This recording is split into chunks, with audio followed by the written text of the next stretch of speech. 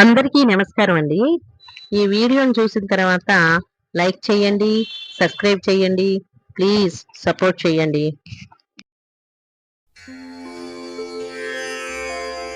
నమామి శమీశాన నిర్వాణరూపం విభుం వ్యాపకం బ్రహ్మవేదస్వరూపం అజం నిర్గుణం నిర్వికల్పం నిరీహం చిదాకాశమాకాశవాసం భజేహం నిరాకారమోంకారమూలం తురీయం गिराज्ञानगोतीतमीशं गिरीशं करालं महाकाल कालं कृपालुं गुणागार संसार